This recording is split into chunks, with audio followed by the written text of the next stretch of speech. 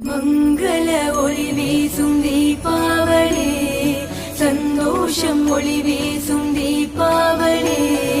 மங்கள ஒளி வீசும் தீபாவளி, சந்தோஷம் ஒளி வீசும் தீபாவளி.